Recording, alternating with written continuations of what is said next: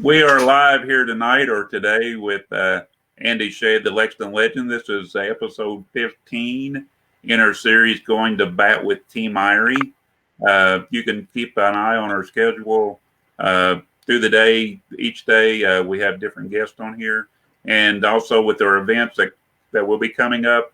Hopefully, when the state opens up, you can look that up on our Facebook page here and also on our website, dif35.org. So how you done tonight or today there, Andy? Yeah, exactly. Tough to tell what time of day or what day of the week and all that stuff it is, but all things considered, good. And I mean, totally different type of world and feeling, but fact, it is almost summertime. Exactly. And uh, you've been down the Legends for a while. You're the president and CEO of the Lexington Legends.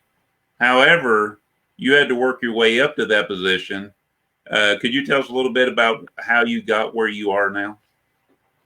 Well, definitely. I mean, when my family bought the team and the franchise in the stadium about 16 years ago.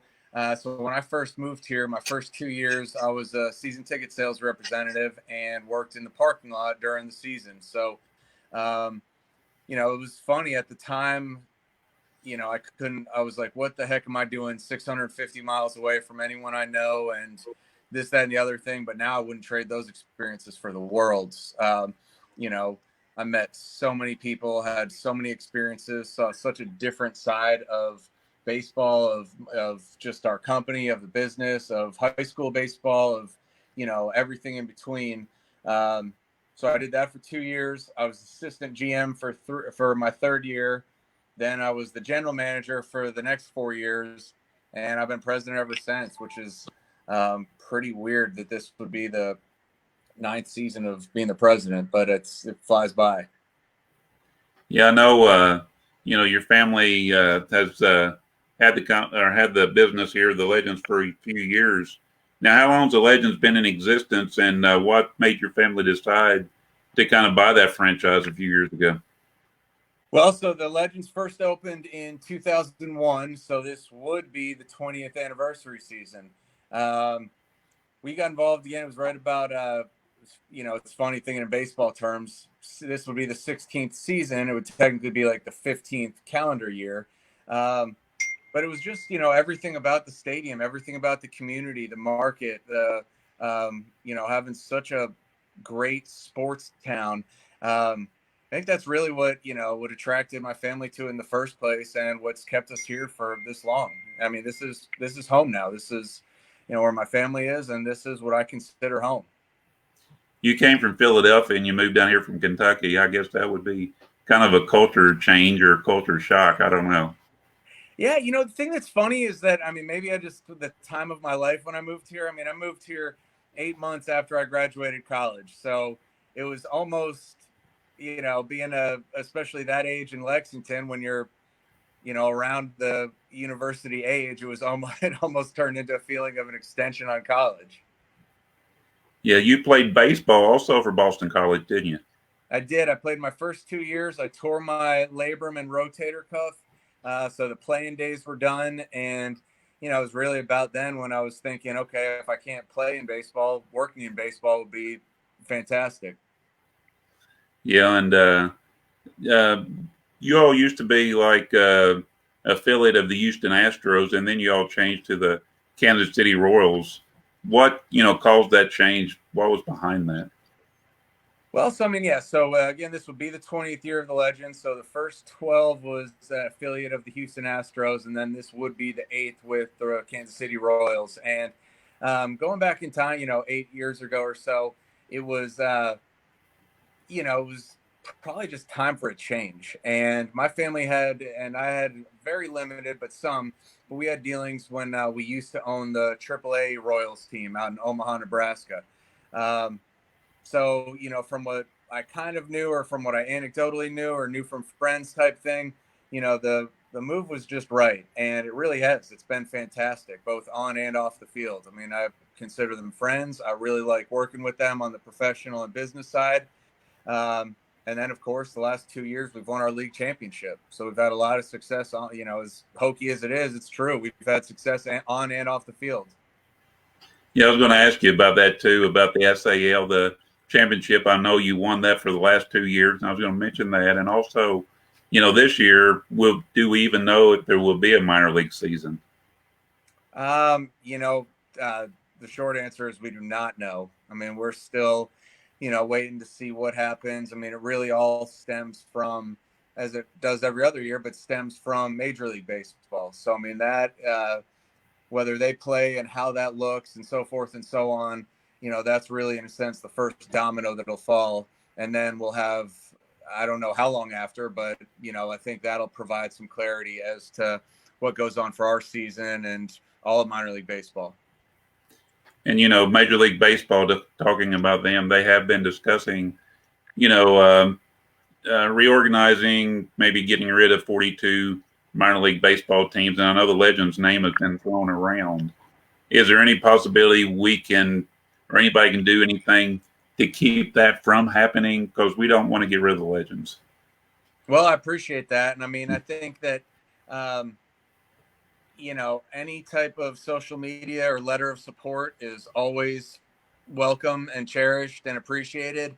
But at this point, really, I mean, I think that now that because that scenario was first brought to light, it's weird to think. I mean, it's been about 9 months. So, you know, things had been going well on the negotiations. I still do have good faith in the process, I think. But I mean, this whole coronavirus thing has just put as with every other negotiation and business and everything in the world, it's just kind of turned it upside down. So, I mean, now we're just really, again, back in wait and see mode.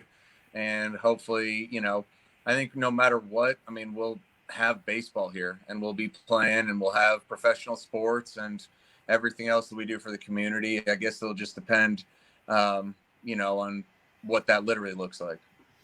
Yeah, we have Tyler Blackburn here. Yeah, he was asking basically the same thing. What's your thoughts on Major League Baseball wanting to cut their minor league teams? Which we just kind of discussed that. And then Brandon Walker, you might know him, which, I don't know if you do or not. He said, we got to do what it takes to keep the Legends in Lexington. And, that is a feeling to a lot of people that I've talked to is, like I said, we don't want to lose the Legends because you're so much more to us than just minor league baseball. Yeah, no, I mean, that's frankly, that's why I love what we do and I love this industry is that it's the professional baseball is what our core is, but it's all about the community, the being involved with anything and everything, and just being that kind of pillar in the community, which we're allowed to be because we are the professional sports team here. Yeah, and say worst case scenario, if the Legends somehow did lose affiliation and was cut from minor league baseball, do you have options like independent leagues or what's the possibilities? That's certainly options. I mean, there's also been, all sorts of rumblings and stuff like that, there may even be a new created league, which is a different, source for Major League Baseball as well as amateur baseball and, almost anything in between. So, keeping the options open for sure, talking to as many people as possible, seeing what's out there. But, again, our community, our market, our population, our area, I mean, everything is really great. So I think we have a lot of things in our favor, and it's just seeing exactly where that takes us baseball wise, geographically, all that good stuff in terms of the league. Tyler Blackburn there, he played at the showcase year before last, I believe it was, or last year. And he's at, I guess, EKU now. And he said he played there with Lawrence County and during the showcase. And he said, I agree, being able to play at the Legends Field, it was amazing. It's a chance I'll never have again. So thanks for that opportunity. So, I mean, this makes a big difference, like the showcases we do down there and everything you do with the community, just to be able to play on a field like that. I mean, it resonates with these kids, and that's something they never forget. I love that. I love hearing that. I mean, it makes you feel awesome because it is just, we have our 70 regular season Legends games, and of course the last 2 years championship as well. But I mean, we try and have as many high schoolers play out there as humanly possible because some of them will go on to D1 schools, some of them will go on to the pros, some of them it's their one of the last weeks that they'll play baseball in their lives. And for that matter, some of them, crazy things happen, whether it is injuries or it's whatever the case may be. So being able to provide that experience, it's been part of the Legends DNA for 20 years. Yeah, and how with the coronavirus, you touched on that earlier. How's minor league baseball withstanding that, and how are you coping that as the owner? I mean, if you're losing all these games and stuff, how do you cope with that kind of stuff?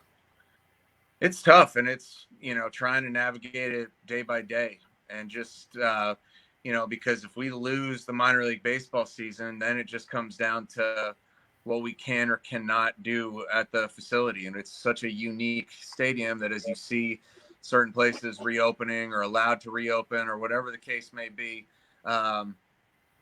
it's figuring out where and trying to work with everyone around us, state, private, public officials, to see where we fit in and date wise and so forth and so on. So, as with, so many other businesses, people, everything, it's just figuring out exactly what happens, because again, we're not, you've seen a handful of other business sectors or industries or companies that have a set date as to, okay, this entire industry can start now. Okay, this entire type of business, but it can be at this capacity.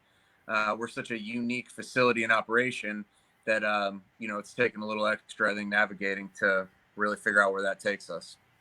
And you say it's a good way to help is, to write or do everything we can, or send messages, Facebook. I'm connected, of course, with Cincinnati Reds, but is this something that we do with like the Kansas City Royals? Who do we reach out to send letters to or email and support towards the Legends? I think Major League Baseball office in New York and the Kansas City Royals. I mean, again, the Royals have been great partners for 8 years. I think they see how much the community really supports us and supports baseball in our. Again, it's community is a word that you can kind of use loosely, but for us, I mean, it really is a huge portion of the state of Kentucky. We're very fortunate that we have fans from across the state of Kentucky, let alone across state lines, of course. But I think that they see that support, but I think that the more that people can see it and kind of be reassured of it, the better. I've talked to a lot of coaches which are involved in the showcase, one of the community events that we do, but also that with your blessing that we do at Whitaker, and of course we're grateful that you let us do that down there. And last year alone we raised $3,000 for spinal cord injury research. Now some of these coaches, from all the way from Corbin to Louisville to you talk about up in Eastern Kentucky, Northern Kentucky, Campbell County. Everybody loves playing down there, and it means a lot to them. But you do a lot for these communities and everything. And I thought I heard one time, didn't you all win like a community award for doing so much for nonprofits or something there a year or two ago? We did. A couple of years ago, we won the minor league baseball wide award. So it was out of 160 teams. We won the community service award. So that was, it was just really cool. And what I've said to the staff, what I said to myself and everything afterwards is, all right, now what? Because it's like, hey, we did that, but how can we expand on that? How can we expand our giving back, our footprint, our reach, our just our network in general? And I think that we really have every year, even since then, we've been building on it and continuing to add, that piece of our DNA. Exactly. I see Sue Corn. She says she's watching. Hello, Sue. Kevin Gray. He is the coach there at Beechwood, and of course we was going to play down there this year. He was one of the teams that we had entered it against Boyle County, which would have been a fantastic game. He says, "Loved Legends Field. I was really upset when the OA left there. Great facility and awesome employees." So I mean, I get these kind of comments all the time, and thank Kevin for chiming in there. But I mean, everybody loves playing right there, and of course, none of us wants to see you go anywhere. I'm with you, and I appreciate hearing that. And hopefully, for this year, hopefully we're able to get some amateur baseball going in the summer and potentially even and definitely this fall. But yeah, from being affiliated baseball team, of course, I appreciate it, and that's what we're here for. That's what we keep, just pressing on that. And getting a little bit about baseball away from it, but also, this is something you have in common with baseball because, of course, you're the president. But you were recently married, and and started a family. How has that changed you personally, and also how's that changed your like day to day operations with the legends, with like talking concerning time and everything else? I mean, how's your life changed since all this came into it? No, I mean it's funny. I mean, first and foremost, I mean it's almost a new form of motivation for me, and what I think about when I wake up in the morning and go to work, when I'm at work, and before I go to sleep, is I have a new person that I am working for and want to do well for and want to represent well, as much as I can.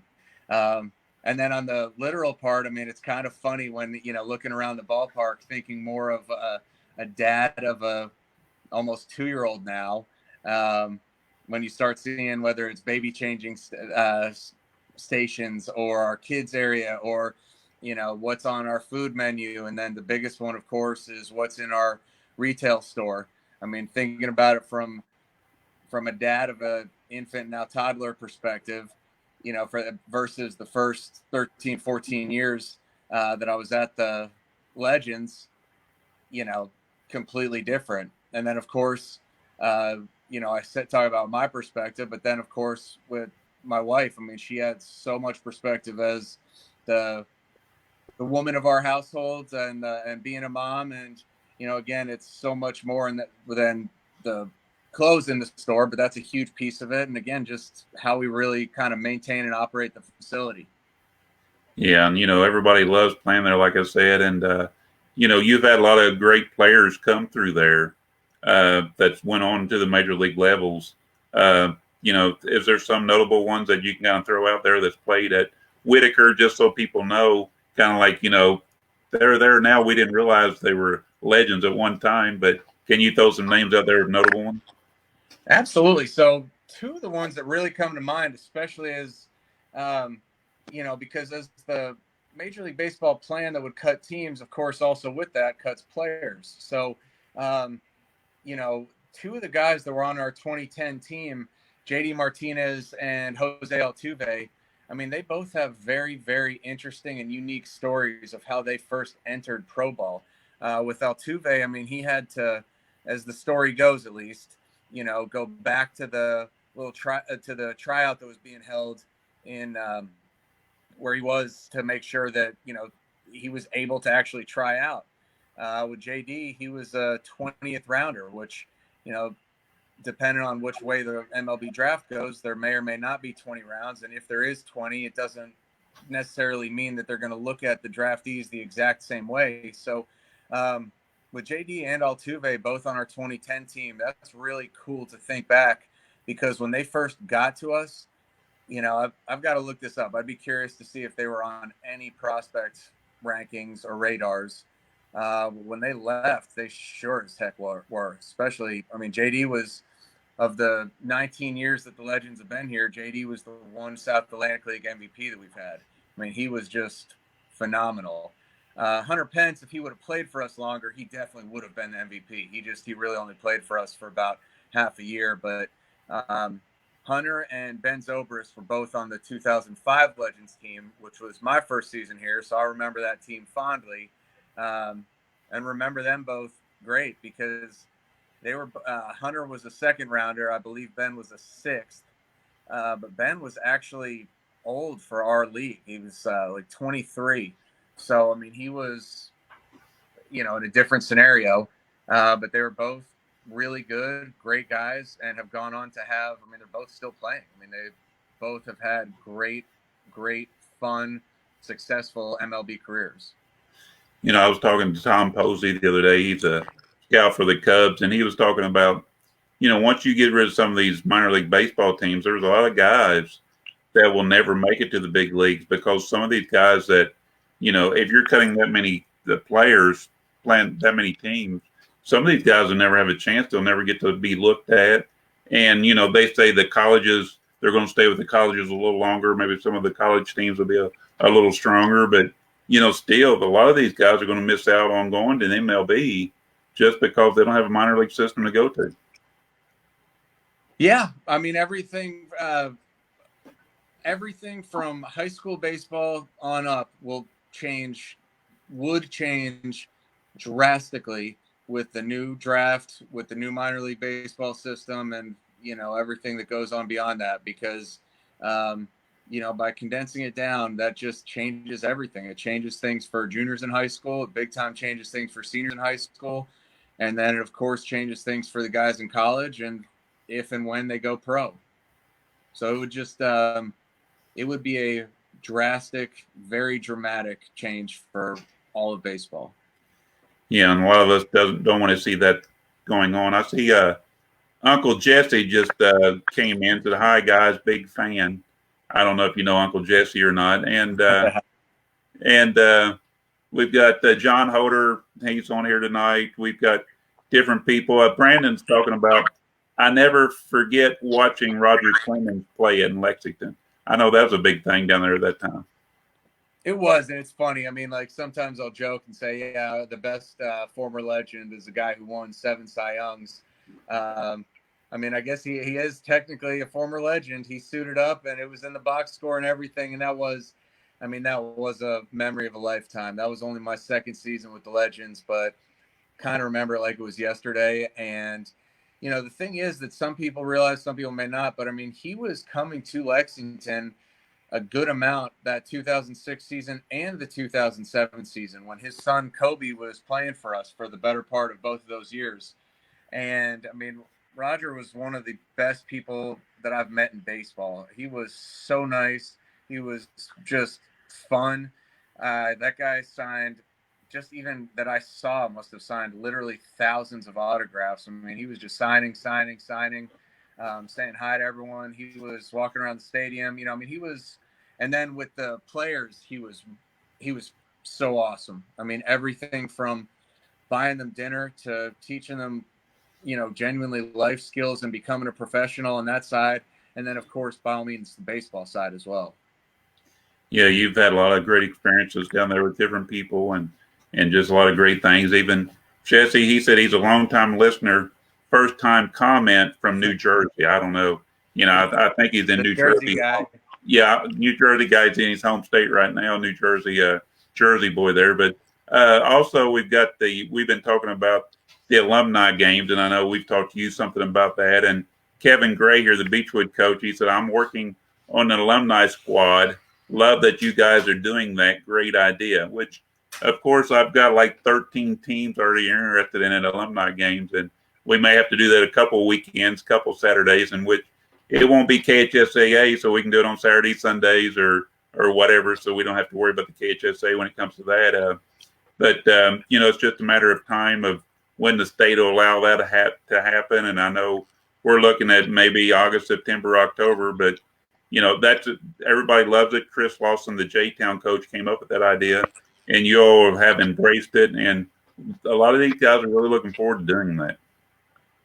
Well, I love that. I mean, I love the concept, and I'm really looking forward to it as well. I mean, I think that, um, it's tough to plan for tomorrow in this current situation, but in terms of looking at whether it's August, but it's I think September and fall when we're looking at the fall time, or September and October in the fall.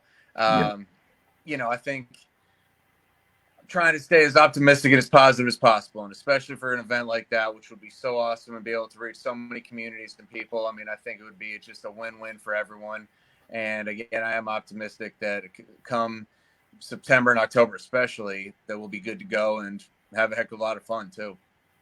Yeah, and Andy, I wanted to tell you that we do appreciate everything you've done for the foundation with the showcase, allowing us to do that there. And also, I've talked to a lot of the coaches that we've interviewed over the other episodes here before yours, and they talk about what it means to the kids to be on your field and the experience, and also how it gave them a little.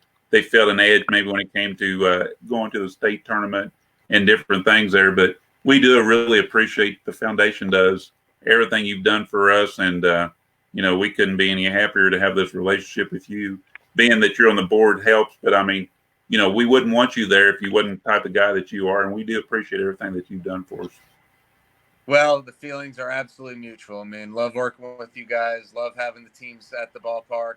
I mean, it is a genuinely mutually beneficial, experience, I think, for everyone. So, I mean, it is, again, your classic win-win where, um, you know, the more people that we can interact with and have at the ballpark and to be exposed to baseball in our stadium, I mean, the better for everyone. And, of course, very much love and appreciate hearing that it's a true memory for a lot of kids. I mean, that's what it is genuinely all about. And for the exposure to baseball and being a part of that is it's very gratifying and rewarding for sure.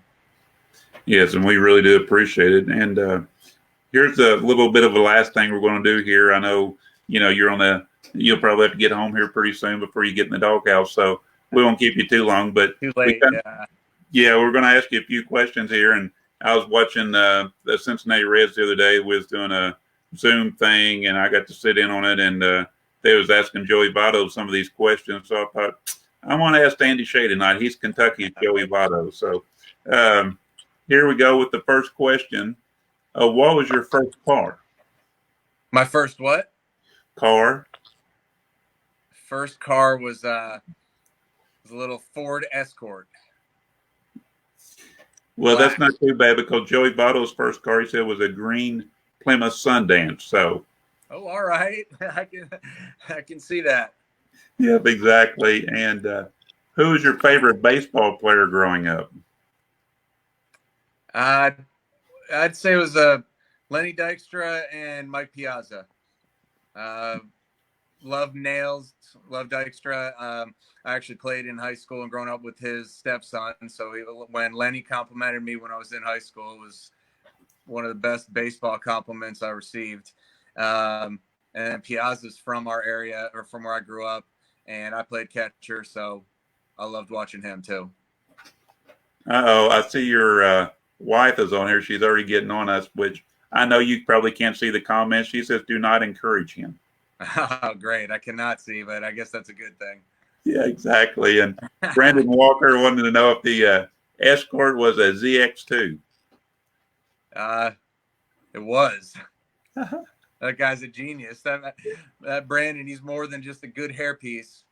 Exactly. And, this is something, it might take you a while to kind of figure this out, but what has been your favorite memory since you've been, with the Legends?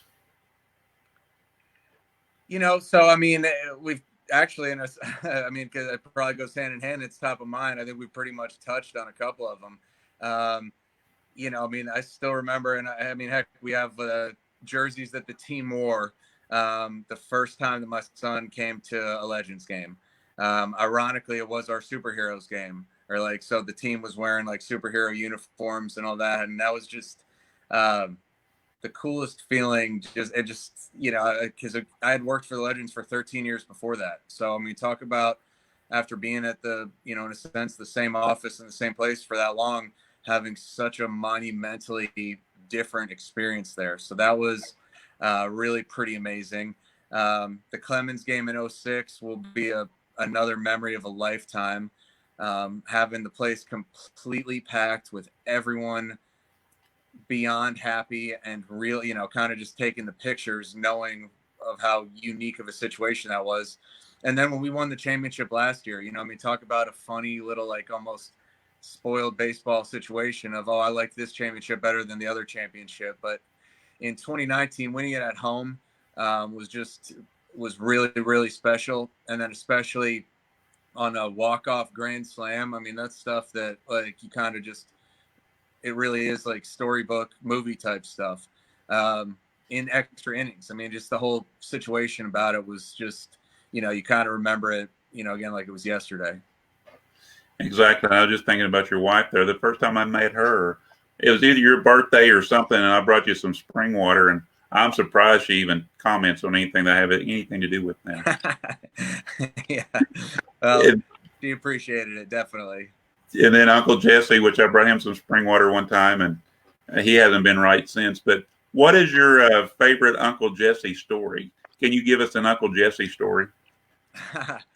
Well, yes. To keep it like PG-13, that I was thinking about this because I figured he might be going this direction with him.